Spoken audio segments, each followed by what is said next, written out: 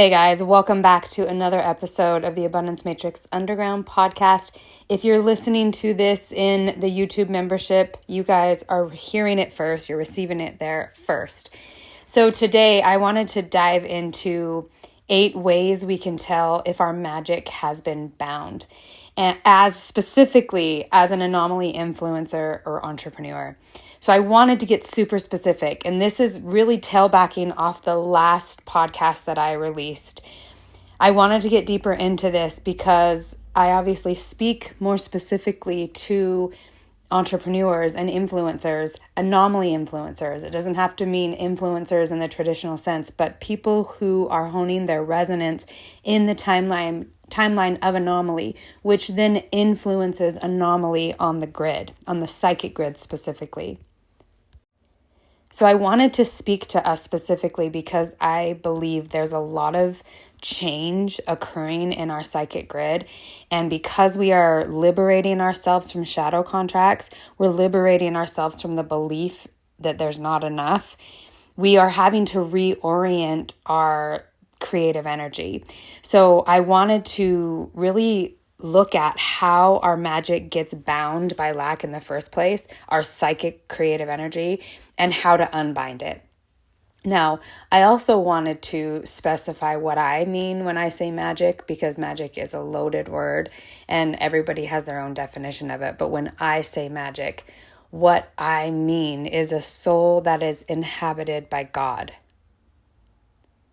That is magic. That is the anomaly timeline, rather than the influence of the lack matrix. So we're going to jump right into this. The important thing to understand is that as an anomaly influencer, as someone who has come here to create anomaly on this planet, to anchor in the anomaly timeline, which is that heaven on earth paradigm, our mission is to receive, not prove anything, to receive so deeply that the lack matrix becomes obsolete. I keep talking about this audacity that it takes to anchor in the anomaly timeline because it flies in the face of everything we've been taught in the lack matrix, which is that we have to be worthy. We have to prove that we're worthy because the hierarchy runs things and there's not enough. And my heater just popped on in the background, but I'm leaving it on because it's cold and it's only coming on when it gets a certain level of cold. So hopefully that's not too annoying. So it's important that we understand that the audacity to receive, and to receive so deeply every need that has never been met, not because you're worthy of receiving, but just simply because that's the nature of creation, is to overflow and to meet needs. And when we are in alignment with that rhythm of creation itself, our needs are always met. And it's that deep kind of relationship with life itself and with our creative urge. So the lack matrix teaches us that we have to be worthy and that we have to prove we're worthy because there's not enough for everyone to receive. And so we have to create the hierarchy of who's worthy and who's not. And every system is rooted in this ultimately. The soul knows different, of course, and that is why the soul even chooses anomaly to begin with, because it remembers that it's eternal. That's the first step. It remembers it's eternal. And once you remember that you're eternal, the lack matrix no longer makes sense. The logic of it doesn't make any sense. It makes perfect sense if you believe there's not enough. But when your soul knows something different, that logic begins to dissolve. And we start to understand that magic of a co-creative relationship with life itself, with God. And that's why I say magic is God inhabiting the soul. And when God is inhabiting the soul, every need is met. And then uniquely through this being that we are, in this unique body that we are in, we see a different version of God. We see a different version of creation and our creator. And that's what's so miraculous about the experience of being alive in the body, and especially being in alignment or being one with God in that incarnation. And this can all sound lofty and unattainable, but really it's simply allowing ourselves to receive what we are, receive the nature of what we are. And when we receive that, we anchor in or we activate that anomaly timeline. And the anomaly timeline thrives creates massive, sustainable, and exponential energy through our needs being met. And that as a birthright, not a reward. It's just as a result of what we come from and what we are. And when we're connected to that, our needs get met. This is being connected to the womb. So our magic overflows when we allow our needs to be met. So in other words, our expression of God or Jesus or Christ consciousness, however you want to say it, God on earth, that sounds so lofty, but really it is just oneness with what we are. Rather than being at war with we enter a co-creative relationship with what we are. Now remember, as we're in the Queen of Pentacles season, for those of you in the membership especially, we've been talking about being in season and being fully accepting our incarnation in the body.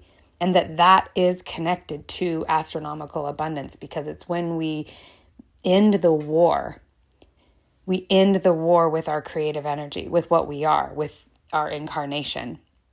And that's how we become one with God. So our magic flows when we allow our needs to be met directly through God rather than through shadow contracts. And shadow contracts are the pacts that we make through the unconscious beliefs that we have that are rooted in lack and trauma with the unseen energy around us.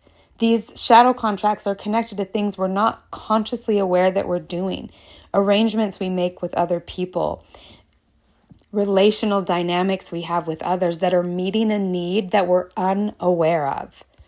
There's something else at play within shadow contracts. It's not a direct ask and you shall receive. It's ask and then jump through these hoops to prove you're worthy of it and then receive. So we give away something of ourselves along the way when we believe we have to earn it. And these are pacts that I believe we make with the principalities of the lack matrix. And when we get so psychically entrenched in those shadow contracts, we forget how to get fed directly from source, directly from God. We forget what it feels like to have our needs directly met. We have everything becomes transactional. That's why they say it's selling your soul. It's piece by piece by piece, giving your magic away, not valuing who you are. My sister always says, I am God in Jenny. Her name is Jenny. And you are God in Amanda. And I think it's such a powerful way to shift how we see ourselves. And it's audacious. And it flies in the face to some people, to some of these institutions of lack. It's absolute blasphemous to claim that you can even be at one with God, because it's the unmet need. It's the not being enough. It's the having to earn it and the having to prove it that gives power to the lack matrix and to the principalities of the lack matrix, which I made clear in the last recording are spiritual entities. They're alive, because that's how our magic works. We create what we believe. So when our needs are unmet, we unconsciously enter into this survival resonance and we collapse into this psychic transactional field of lack, because we believe there's not enough. We believe we're not safe, and we're in survival mode. And that's when we usually do things that, or make agreements with things, or sacrifice things that we would normally never sacrifice, because we get caught in that duality trap that it's this or that. You have to give up this in order to get that. And it's because you're not enough, or because there's always some sort of, if we really pay attention to the deeper storyline, which is in the coding, there's always some sort of moral manipulation going on in the lack matrix. Something that morally manipulates us or somehow allows us to justify doing something that's against our soul. So, or selling our soul, essentially pieces of our soul, tearing our soul apart, which is what it is. So lack is not just a belief, it's an energetic inversion in the auric field created through unmet needs. And it creates a resonance that then becomes static and prominent in our resonance field, which creates more of the same thing. So more transactional shadow contracts that we are unaware of. Most often we are unaware of them. So the inversion of that, or like to the other side of the equation, the alchemy of that into heaven on earth, is when we break that inversion by receiving to the point of overflow. It's so audacious. And if you think about it, when we receive to that level, at the deepest level we can possibly receive, it becomes more and more and more and more and more intimate. Think about all the way to making love, but then even deeper than making love is that quiet space within that's known only between you and God. You and the source you come from. That's the most intimate. And think of how vulnerable that is. And this is where the lack matrix has its claws in the psychic grid of humanity. It's within our vulnerabilities.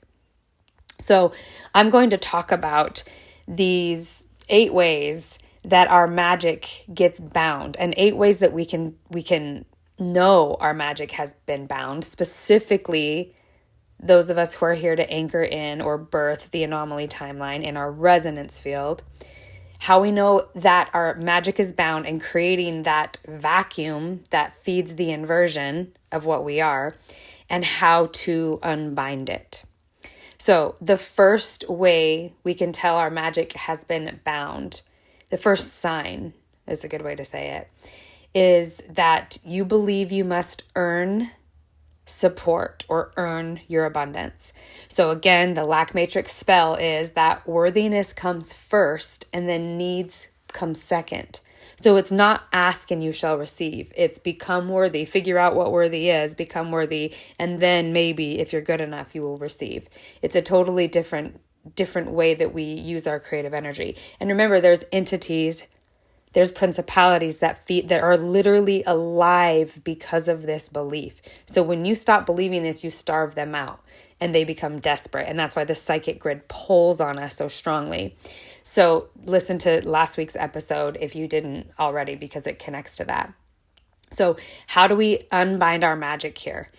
It's when we turn specifically our creative energy that we give to our business from that energy of proving to the energy of receiving. And we know our magic is bound when we turn our business into an energy of having to prove something about our worth, and we don't receive. When we feel like we have to build credibility instead of capacity. Because really we're learning to build the capacity in our resonance of holding these more profound truths that absolutely fly in the face of everything the lack matrix has taught us. So every time we anchor in that resonance and stronger, the lack matrix has a more polarized reaction to us. And it can feel like a stronger pull on our psychic grid. And that's why right before we have a leap in our timeline where we overcome something and we step into a new level of capacity to receive, in other words, a new level of abundance, it comes with also a new level of being able to hold strongly into the faith of there's enough, I'm enough, you're enough, we're enough. I'm not here to prove anything. I'm not here to earn my worth. I'm here to express my worth. It's completely different. So we unbind this way that our magic gets bound. We unbind our magic through speaking out loud. This is one way we can do it powerfully, and you can alter this to something that fits more specifically for you. But simply speaking out loud that my needs are met because God created me and God is the totality of all things. So how could there be any unmet need when the thing that created me is the totality of all things? My needs are met because God created me and God is the totality of all things. And then to anchor it in the body, to really anchor in this pentacle energy, it's helpful to put your hand directly on your heart. And take a big inhale.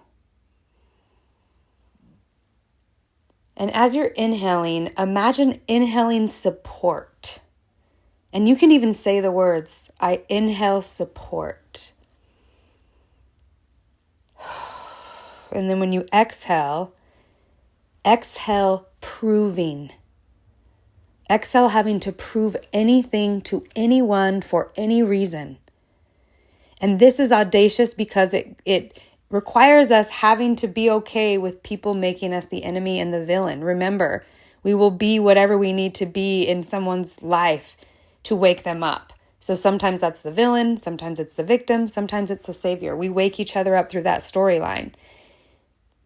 But we are not those stagnant roles. We are all of them. So allowing yourself to be the villain in particular, this is where a lot of empaths get caught. They can't be the villain in anyone's reality. And so they get in, especially entrepreneurs, and especially when you add the compounding effect of being online, because online is exponential right now. That's why exponential wealth is being generated online. So online exponentiates everything. And if you have been making a lot of money online, or even starting to make money online and knowing that you can make money online and learning that rhythm, know that it causes an even more powerful psychic influence, especially through the algorithms, that can, based on the polarity of what online does, easily switch us into that energy of needing to prove something for whatever reason, because so much gets projected towards us, even if we're not in super, super public, just being public at all, because sometimes just 2 or 3 people absorbing you and projecting onto you, especially if they're psychically powerful, which I've found that people who work as anomaly influencers attract other anomaly influencers. So they attract powerful psychic grids. So you have to be able to own your resonance and your preference and your creative will. And that's why receiving is so important. Continually receiving the wisdom of God, continually receiving the oneness with what we are, the magic of what we are, God inhabiting the soul, expressing itself through our unique bodies, our unique personalities. This is what heaven on earth is. This is how we create heaven on earth. This is co-creation. So my needs are met because God created me, and God is the totality of all things. And then hand on the heart. This is your somatic cue. Hand on the heart. Take a deep breath and inhale support. Exhale proving. And remember, this is anyone can use this, but this is particularly helpful and specifically targeted to people who are influencers, who are entrepreneurs, who are anchoring in that anomaly timeline and learning how to have a stronger capacity. So, second way we can tell, our second sign that our magic has been bound is when, specifically in relation to our business, remember, is when we withhold asking for our need. Remember, it's ask and you shall receive. It's not prove and keep it all to yourself and figure it all out yourself and do it so then everyone can see, oh, wow, look how amazing she is. So now she can receive. It's not that. So we can tell our magic has been bound when we withhold asking. We won't ask. We won't ask for what we need. Oftentimes this can get chronic to the point where we won't even allow ourselves to be aware of what we need, because need is associated, usually through traumatic experiences, need can be associated with us being too much. This is a big one. So the lack matrix spell here is that having any needs threatens your autonomy and your identity, or the autonomy and identity of others. It threatens other people's abundance. If there's not enough and you have a need, then that need is a threat. That's the spell of the lack matrix. So how it can bind our magic is that it creates a sense of self-censorship. We self-silence. It'll show up as business stagnation, where we just can't move forward, especially if we create content, and we tend to isolate. These are all ways that it can show up. We wait to be chosen instead of choosing. We wait for someone to say, oh, you're worthy. Instead of choosing ourselves, instead of knowing we're worthy ourselves, instead of receiving because we are worthy simply because of where we come from. And because the final sacrifice has been made, truly we have been liberated completely out of the lack matrix. In every way that paradigm could have played out, it has played out. And there is no more need for sacrifice. And that is what's so audacious about believing that there's enough and that you can receive simply because God wants to give to you, not because you earned it. So this is a big one, and it can really mess with our morality sensors if we've learned to receive by being good. And that's why empaths can often get into actually really out of alignment with their creative urge, because they do things to get approval from others or praise from others, or the ability, to feel good about themselves or feel like they're a good person because the external is saying you're a good person, rather than moving towards things that are just simply because it's that authentic creative urge that's moving us towards it, and making decisions based on that, and like asking for what we need in order to receive what our creative urge is moving us towards, urging us towards. So again, when we are bound in this way, it creates self-censorship, business stagnation, isolation, waiting to be chosen instead of choosing what we want and moving towards it.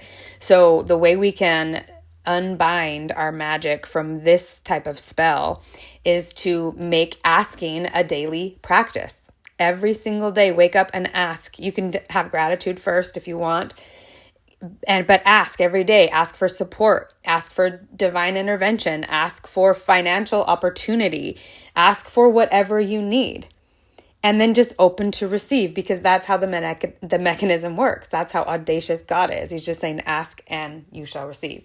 Or you could say, she's saying it. Either way, it's true. They both say it. So this ritual of daily asking can help unbind that way that our magic gets bound through not asking. And then this mantra is really helpful here, is to ask is to co-create. To ask is to co-create. This is how we build our co-creative relationship with God. And this is how it becomes, we see our unique relationship with God and that unique partnership, which is expressed uniquely through each individual. And again, this is how we create heaven on earth. This is how we birth it. So to ask is to co-create. The third way that we can tell our magic is bound, or a sign that our magic has bound, is when we chronically under-receive. So it's a spell that the lack matrix puts us in, especially in business, especially in our own business, where we believe it's noble to need less. So this is often connected to this need being an issue, our need being a threat. And then it hooks us in even deeper by making us believe that it's more noble. This is where the morality thing comes in and can throw us way off if we don't have discernment and connection to our urge, is that it's somehow noble to need less or to not need anything. And when we do that, we actually create a vacuum of unmet needs, which helps perpetuate and propel and feed the entities of the lack matrix. So this is literally how our energy and our life force gets siphoned off to feed the lack matrix. And because it's based on the belief that there's not enough, we will never get the need met. That's why it creates this vacuum. So the way it binds our magic is it caps us on our receiving channel. It's like we have this belief that receiving any more than this, because it's uncomfortable to overflow, because we've been taught to feel guilty that there's not enough for everyone. So you can only barely get your needs met, and only the most obvious ones right now, because there's not enough. So especially if you were raised this way, this is one that I've had to deeply learn to reprogram, and I'm still reprogramming it. But if you grew up poor, especially, then there can often, and if you watch your parents struggle, if you had a single parent and you watch them struggle, it can cause this on a really strong physical body pentacle level, because it's connected to money. And so the chronic under receiving creates poverty. And it can starve out the nervous system. It can create disease in the body. It can create generational psychic poverty vows. It's powerful because it's in the pentacle energy and it's long lasting. So when we create alchemy here by unbinding this, we free our past and create and open up opportunities for new timelines for us and our descendants. So the unbinding ritual here is to receive before giving. Making sure you receive before you give. And it's not even necessarily about before, honestly. It's just making sure you receive and you give. And it's important to, if you are on empty and in depletion because of chronic unmet needs, it may have to look different for a little bit. Your receiving might look selfish to others. It might always look selfish to others, honestly, because people who are chronically in the belief that there's not enough will find any reason and any excuse to solidify that belief. And there's no bigger excuse than people who are totally abundant and free and liberated from that whole psychic game. So you will be the biggest target. And that's why the psychic pole becomes more powerful. To anchor into that idea that there's not enough and then sacrifice or give up parts of your soul. So receive and give, and make sure you have received to the point of overflow, because when you give from overflow, you give abundantly and exponentially, and that's the resonance of heaven on earth. That's why it's holy to receive. So the spell here, or the mantra to give yourself to unbind this spell, is it is holy to receive. It is holy to receive. So fourth sign that your magic might be bound is that you're addicted to output over resonance. And I'm talking specifically to entrepreneurs. I'm talking specifically to people who have their own business. And it can apply to any area of your life where you're holding the primary resonance. So you're addicted to output over resonance. So the lack matrix spell here is that your effort is what earns you abundance. That effort equals money, or that effort equals worthiness, and therefore equals your needs being met. And it's that way of getting your needs met indirectly. Instead of asking and receiving, we know what we want, and then we go, okay, what do I need to do to earn it? And then we start spending all this energy trying to earn it because we believe we have to climb a ladder or earn it. Instead of, okay, what do I want? What feels good? And allowing ourselves to take inspired action that generate more energy because it comes from the belief that there's enough, and we're just being led to the next path. We're not being asked by the universe to prove that we're worthy to receive. So it just kind of changes the orientation of where our psychic energy goes. So the way that it binds our magic is that we hustle instead of harmonize our resonance. We try to hustle and out time the matrix. We feel like we have to be ahead of everything, ahead of trends. We study the matrix and we try to outsmart the matrix. Or we study the spells of abundance that have happened and we try to recreate them, because and every time anomaly happens, a massive abundance follows. And then eventually, because it overflows and overflows and overflows. So there's a lot of abundance that can be regenerated and recreated just within that anomaly alone. But eventually, people, in order to keep their receiving channel open, have to pop out of even that anomaly. And so there's ways that we learn how to harmonize with our next level instead of competing with others who are at our level. And we do this in ways that we don't even realize. So the way that we unbind this, the way that we allow ourselves to be free from this spell that effort earns our abundance, is a two-step process. And it's probably even more than that if we really want it to be. But the simple way is to drop the task, no matter what it is in the moment. If you feel like your magic has been bound because you are efforting a lot and putting a lot of effort into it, but you don't feel really in touch with your overflow and your urge. In other words, you have unmet needs. So the effort is exhausting you. Drop whatever task you feel like you have to do. Drop whatever, even if it's a psychic task, you feel like you have to figure it out. A lot of times that in and of itself psychically drains us. But drop the task that you believe you have to do right now and tune into your resonance field. So you can take a deep breath. You can tune into gratitude for a moment, or into beauty, anything that kind of calms you and gets you back in the body. And then from there, tune into your desire. Your authentic preference in the moment. It doesn't have to be your ultimate desire for whatever. Just if you can't get to desire, get to preference. What's my preference in this moment? And even if your preference feels like you want to run away from an uncomfortable feeling, just acknowledge that I prefer that. Well, why do I prefer that? Because I'm uncomfortable. Okay, well, why am I uncomfortable? Because I don't like the way this emotion makes me feel. Okay, well, why don't I like it? Because it makes me feel wrong, or like I'm feeling something wrong. Okay, well, why do you believe it's wrong? That's what I get to is why do I believe emotion is wrong? Certain emotions.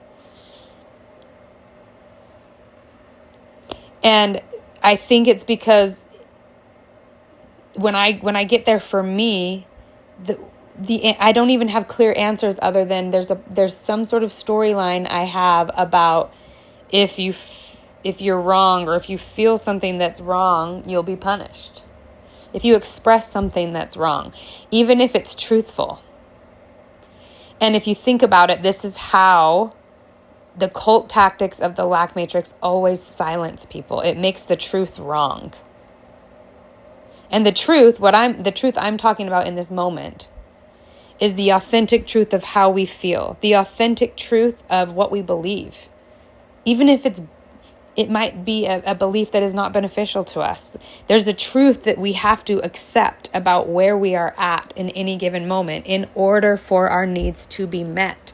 And that's why it's total acceptance of what is, knowing that it's always changing, but what is specifically in our resonance. And that's why when we choose to harmonize instead of effort, when we tune into our resonance field and go, okay, how can I just feel okay with being alive, that I'm here and I'm worthy simply because I'm created in the image of God, and God is the totality of all things, and the mechanism of God is ask and you shall receive, and the ask is a co-creation with God. I'm co-creating with God. Wow, holy shit, this is phenomenal. And I have the mechanism of this co-creation is my creative desire. And I get to my creative desire through my preference. So what I've found is that underneath all that belief around emotion, or this suppression of certain emotions or certain expression, or just not even know how to express, allow the emotion all the way through and out, which is where art comes in. It's where creation comes in, where the ask comes in, because the ask is an act of creation. It's an act of co-creation with God. This is where we begin to understand that we are co-creators. And this is where we become sovereign. And remember, in last week's episode, I talked a lot about how sovereignty comes before communion. Heaven on earth is built on communion. And communion is built on sovereignty. And sovereignty is built on the truth, or the belief, you could say, that I have free will. That changes everything when you believe that. And it's an inalienable right. I always come back to that, meaning God-given, cannot be taken from you unless you give it up willfully. So from here, how do we harmonize? How do we harmonize with exactly where we are? And remember, our needs not only can be met, but must be met in order to receive heaven on earth, in order to experience the resonance of heaven on earth, because heaven on earth is the need being met. So when we drop the task, we harmonize our resonance field, allow ourselves to just attune to the oneness with God, the co-creative experience with God, the creative urge that's innate within me, and the free will to act upon it, and how we act upon it, what we choose. So drop the task, tune into your resonance field, and then act from there. What's the next action after that? After you've harmonized your resonance field, instead of after you've efforted. Now you can receive because you've efforted. That is a cult tactic. Oh, it's such a deep one. It's such a deep cult tactic spell, and a lot of people are under it, the efforting one. So the mantra here is my focus creates and my actions direct. And even as I'm reading this, like another mantra here is, I have free will. I have preference. I have creative urge. This is a powerful place to be, is just remembering how to access the truth of your being. And then acting from there, making decisions from there. All right, the fifth sign that your magic has been bound, especially in your entrepreneurship life, is that you fear visibility when you're receiving. Now, when we receive, think of the feminine side, and both men and women, masculine and feminine, receive and give. So receiving is connected more to that feminine energy. Giving is connected more to the masculine energy. So we have access to both at all times, and it's expressed in our bodies in very biological ways and chemical ways. And there is so much around this, which is connected to what I was saying earlier about certain emotions being okay and other emotions not being okay. And one of the ways in which the lack matrix keeps us psychically bound is through shame. And there's a lot of shame and visibility for the psychic grid of receiving. And it's why to receive at the deepest levels, especially think of like when you make love to somebody, and especially when it's tantric, connected, soul-giving love through equals, through true co-creation and through partnership. That kind of intimacy and love, it's like it wants to be done in the dark. Not necessarily that's not even true. It could be in the light of day. It's not even the way to say it, but it's sacred, and it's not an energy that invites. We don't necessarily want everyone to look and to be, we don't want a bunch of people there necessarily. So every time I try to talk about this, I'm thinking, okay, there's a way to talk about this that doesn't, I don't know. There's something really deep here in our psychic, because preference matters.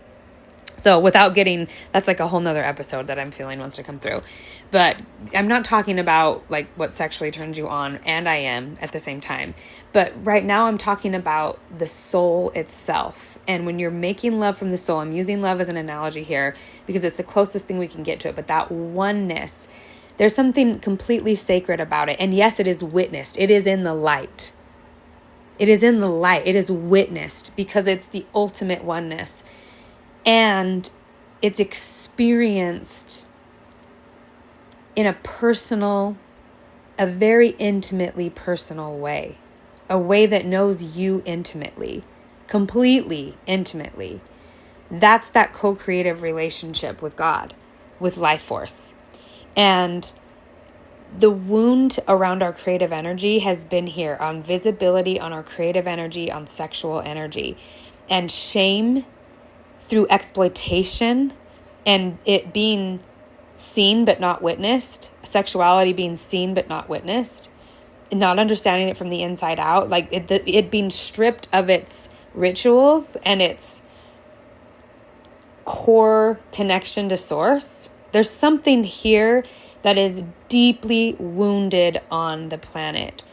And so there's a way that our magic gets bound here that's where we are truly meant to be seen because we're meant to be witnessed. And it is the only way we can truly be seen and witnessed in this space is through our vulnerability.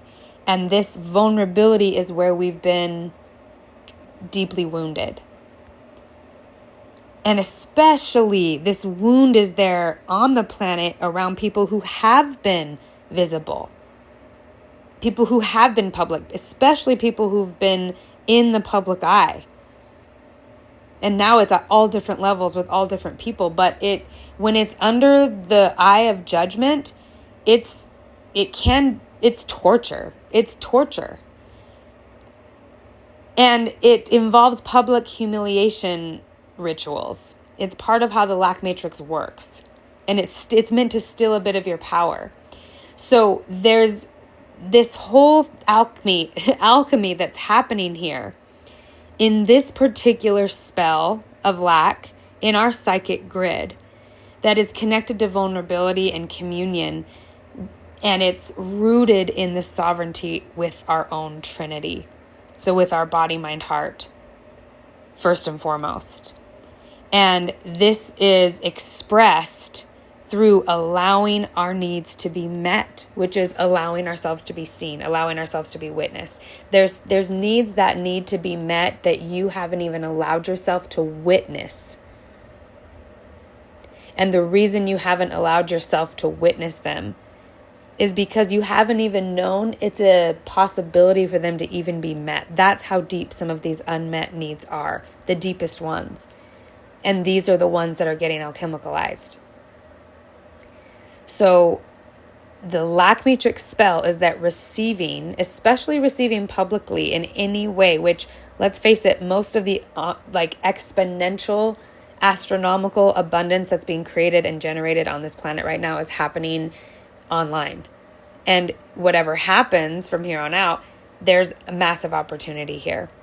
And you know it, and it's okay. There's a spell that's being broken right here around the belief that we're not allowed to be a part of that abundance, because we know that there's also an inherent flaw with the systems as they are, and that it is connected to a whole economic system that has majorly fucked people over and fucked the planet over, really everyone.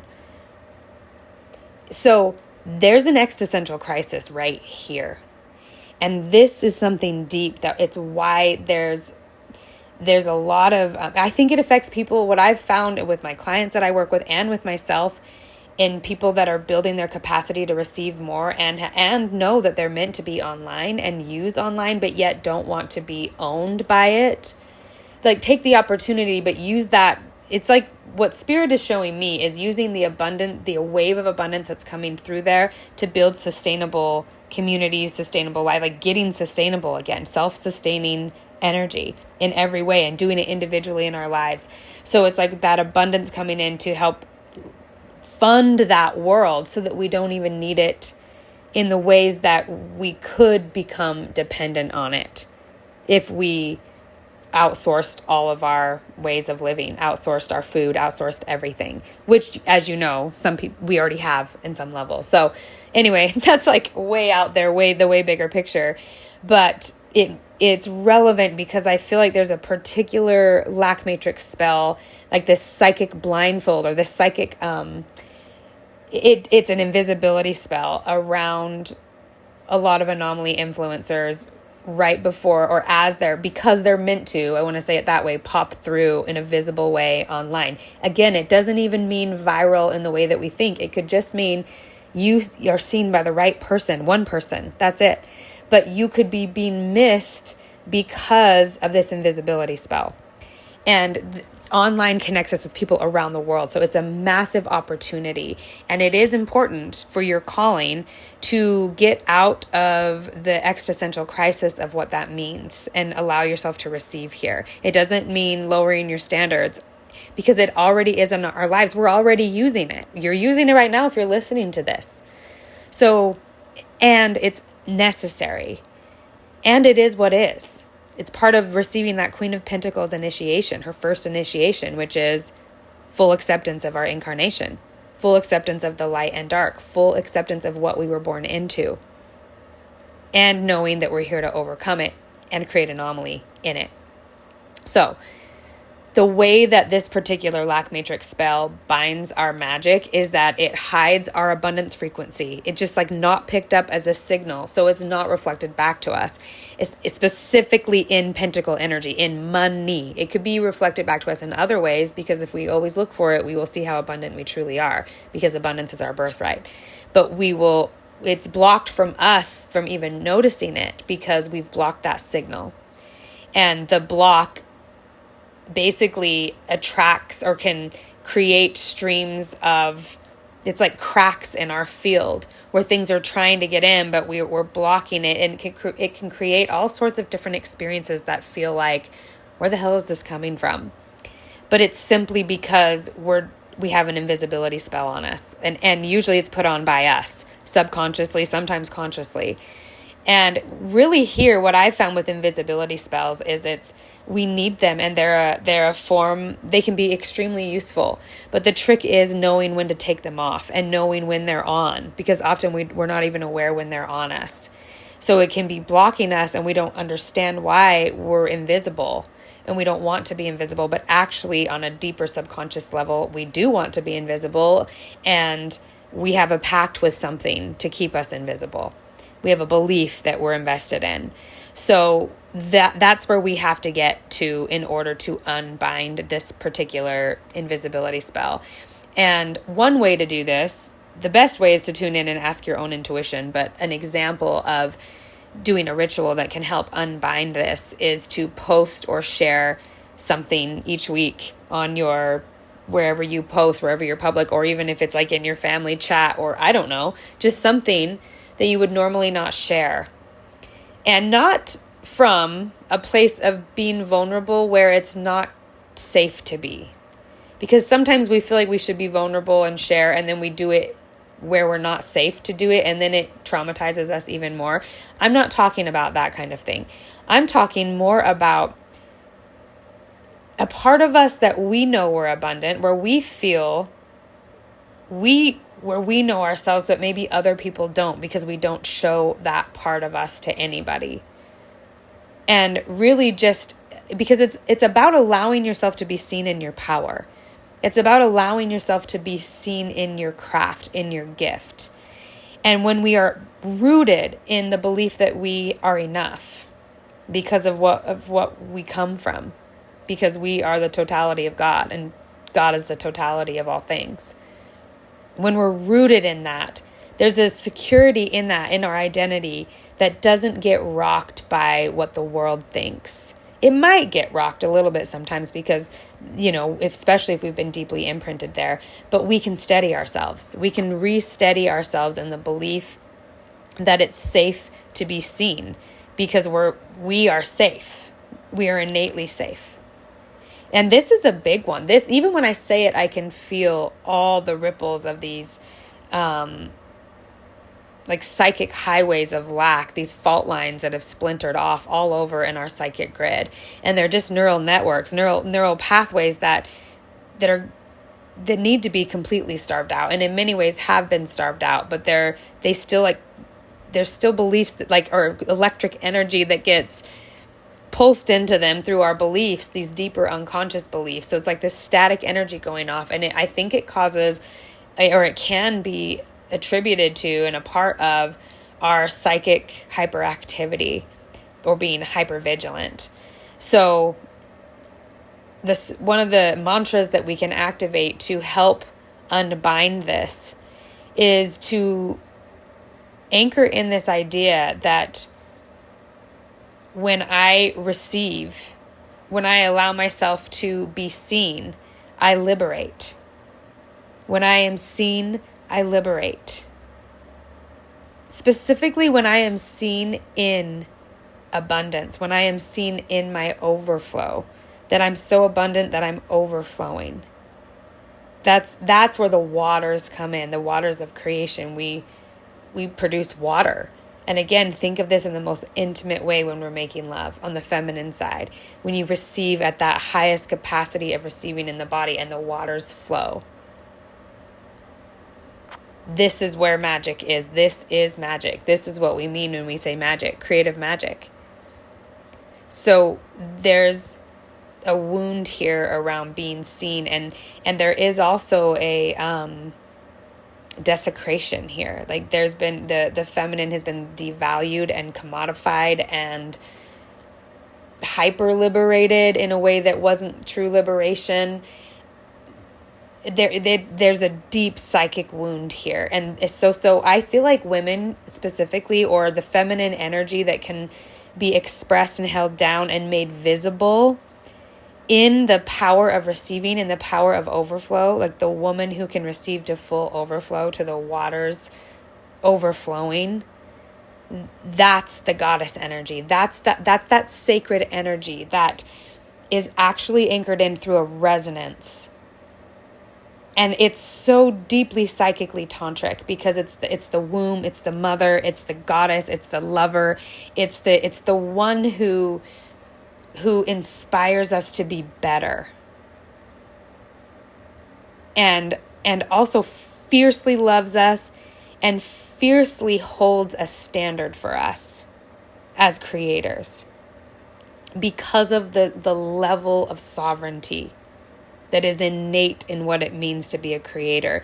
And that's why the resonance shifts everything in proximity to it. It's the ultimate generator of energy.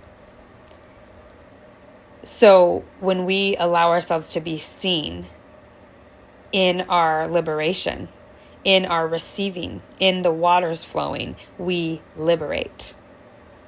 And it's audacious, and it has been hijacked. There's a lot of fake liberation in the feminine that has actually created more vulnerability in the feminine.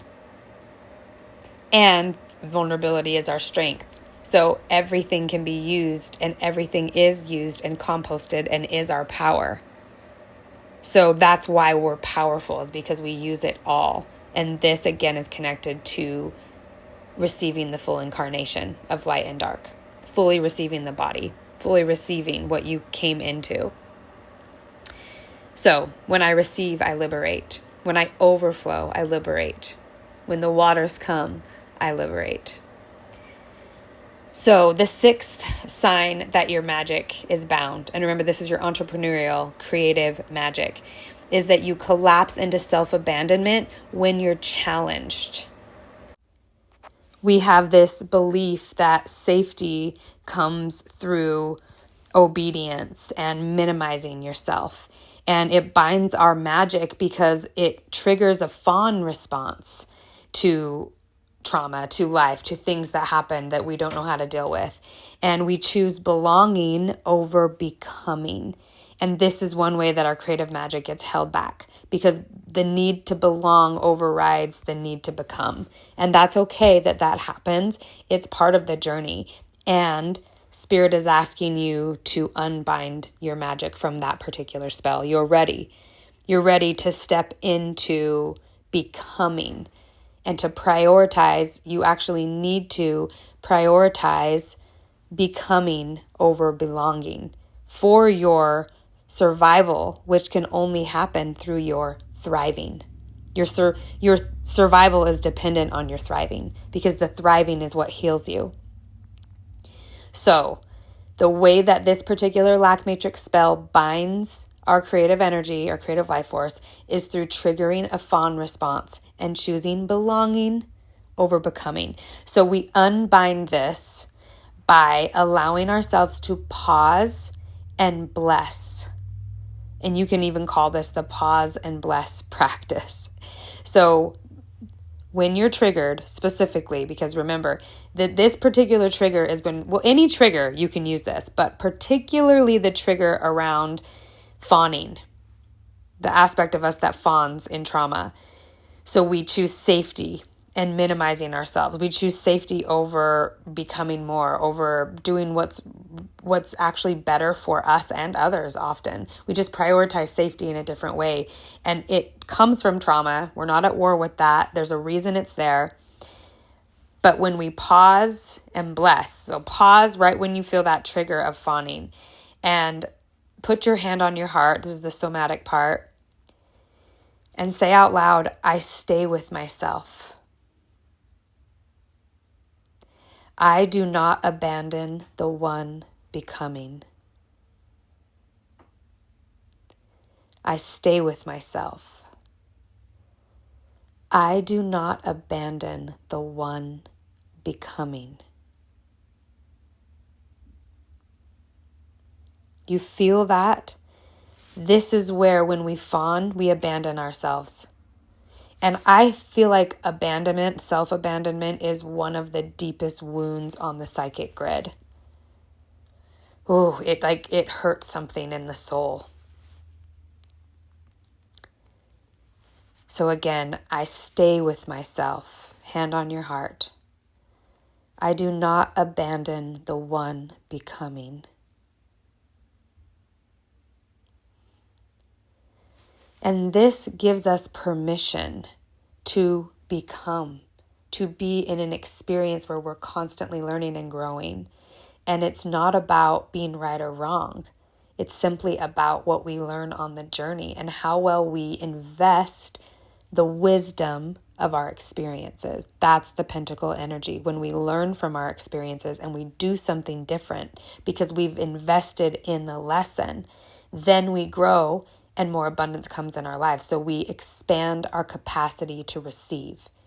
If we don't integrate the lesson, we get another one and another one and another one. And often God loves us enough to allow them until it wakes us all the way up. And sometimes we just need to be knocked on our ass before we get the lesson. But that's a loving thing. And so the energy of I'm failing because I have to earn it and I have to do it right in order to receive, all of that goes away when we understand that we're loved and we're learning what we are as creators, and we're learning how to have relationship with the creator and with creation, with the masculine and feminine principles, with the God and the goddess, you could say. So we do not abandon the one's becoming. We stay with our humanity. The seventh way or seventh sign that our magic has been bound, particularly our entrepreneurial magic, is when we monetize only what feels justifiable. This is huge, and this is a big one for content creators or anyone using their craft online. The lack matrix spell here is that we must prove our value. We must prove that we have value. Again, see how close it is to we have to prove we're worthy. And the reason here is because if we're monetizing anything, if we're receiving money, of course we want it to be valuable. We want to provide value for people. And we can easily fall into the trap that empaths fall into of, oh, how can I, what do you need and how can I meet that need? Which immediately is the inversion of our creative energy, because we're not supposed to navigate from the other person in. We're meant to navigate from the inside out, from our creative urge out. So it's not about what's your need and how can I meet it. It's about what's my urge? What do I want to overflow with and how can I overflow? And those who are meant to receive it and want to receive it will receive it. And we know it's valuable. So this is a big one, again, that a lot of entrepreneurs, content creators, and I find empaths can get stuck in. And really, when we believe this, that we have to earn our value, it often binds us through these purity contracts around money, where we believe that it has to be done in a good, righteous way. Again, there's truth to that in the sense of there's a lot of disgusting things happening in commerce. And of course, that's not what I mean. What I'm saying is, especially when we're using our craft and our intuitive gifts, and we believe we have to be good and that it has to be pure, or else it's not worthy, or we can't receive abundance with it. It can put us so deeply in the hierarchy, and it's ways we get stuck in ego games that don't serve us at all. Purity contracts do not serve us, not in the way they play out as I'm talking about here. So when we're in these purity contracts, we often sell strategy instead of our true soul. Not that we're selling our soul, but we give, let's put it that way. We give strategy instead of giving our soul, coming from our soul, coming from the magic in our soul, the God inhabiting us. There's an abundance here, and it's connected to this visibility, and it's connected to we are in a system where we will receive, and when we receive from overflow, we receive exponentially. So an unbinding ritual here. Well, first of all, one of the ways we know that we're in this is that we undercharge. And a lot of times this comes up as chronically undercharging, and we over-explain or we overgive. This is a big way that our creative energy gets drained. So an unbinding ritual that we can do here is, again, this is an example, but listen to your intuition and see where you can maybe create an unbinding ritual that will help release your energy here. But is that you can price something that's based entirely on your desire, your creative desire, and the truth of where you are and what you want. Not justification. So don't feel like you have to justify how you price something other than from your true creative desire from the overflow. Because remember, it's about overflowing, not about making something of value so that then you can receive value back. You see how it sort of flies in the face of how the lack matrix works and sort of subtly hypnotizes us, especially with online business? So the mantra here is that my magic is invaluable. And remember how I define magic. Our soul's creative relationship with God is invaluable.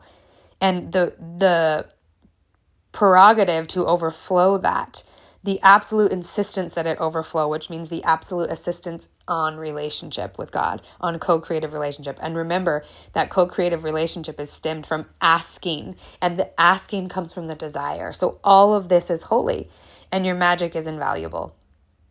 So price something based on desire and truth, not justification. And that will help unbind that particular kind of magic bind, of spellbound. So another sign that your magic has been bound is that you hold your desires hostage. So you may know what you want, but again, this is connected to the worthiness thing. It's connecting to having to prove it.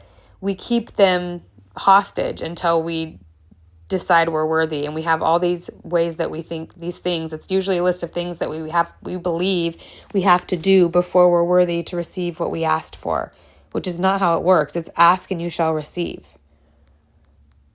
So when we hold our desires hostage, we stay in that energy of keeping our needs unmet, which fuels the vacuum that inverts our soul.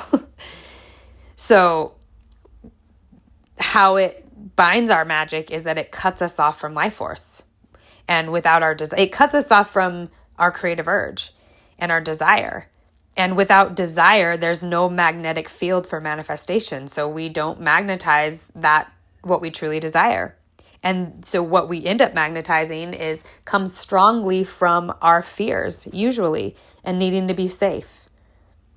So a way to unbind this, an unbinding ritual that you can activate for this type of binding, is to, this again, just an example, list 3 desires a day. Just wake up in the morning, and is part of your morning routine, just list 3 things that you prefer or that you're desiring that day.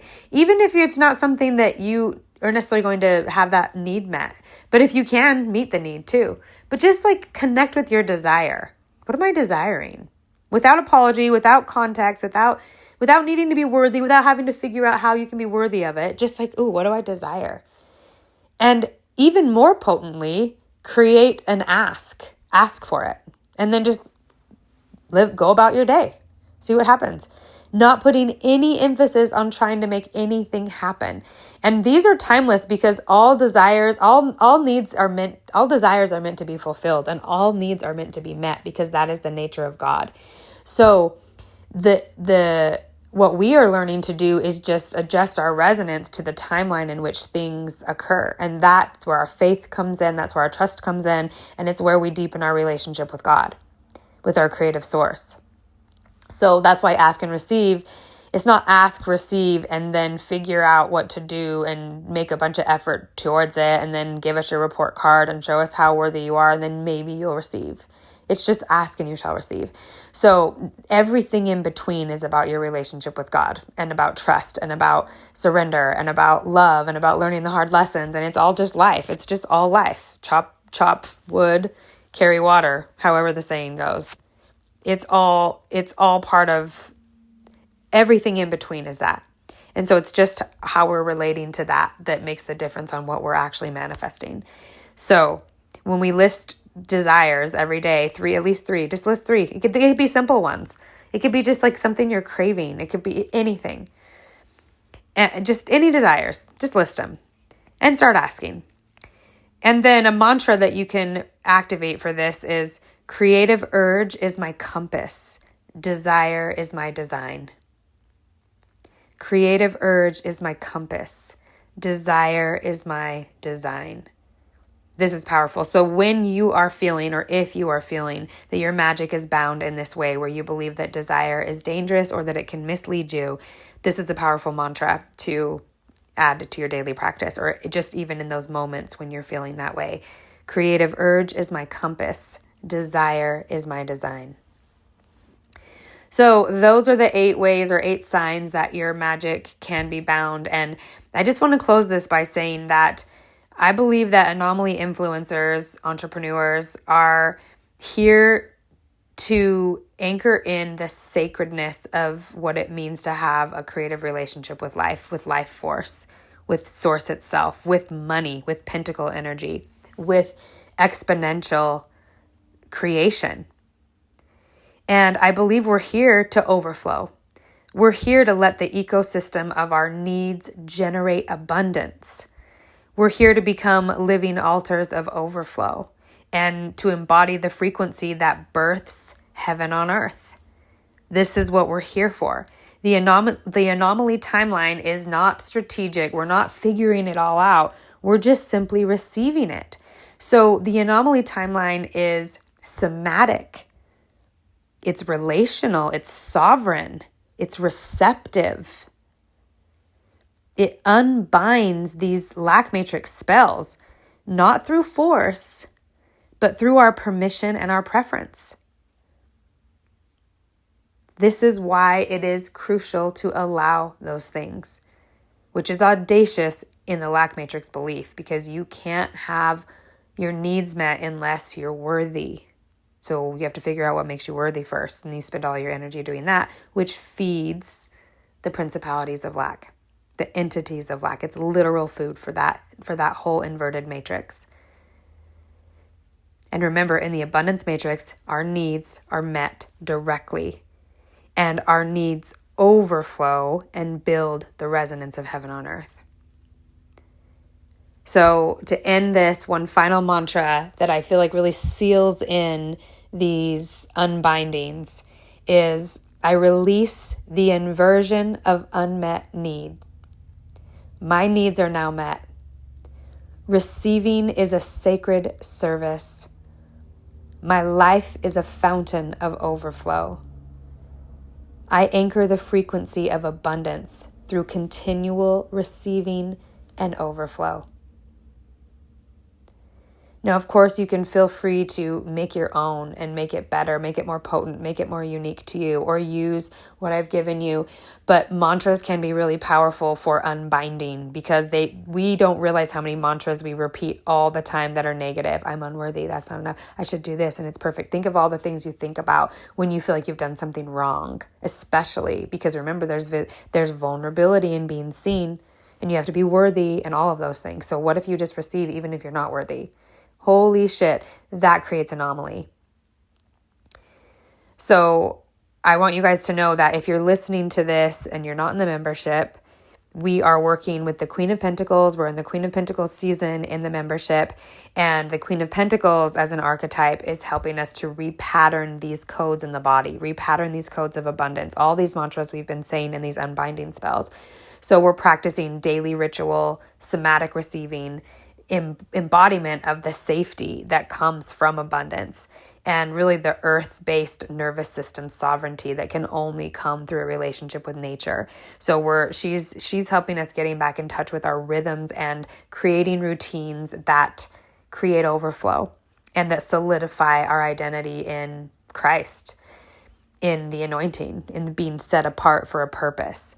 So it's important to know that the spell of lack is not broken in our mind alone, but it has to be broken in the body through ritual. So if you're interested in going deeper, we've been prepping for the 14-day abundance glow up in the Queen of Pentacles season. And this is in the empath entrepreneur tier of the YouTube membership. So we have a ton of prep done. There's a lot of videos that are just for that. It's prepping for the 14-day challenge, a lot about the Queen of Pentacles, a lot about how she works with us.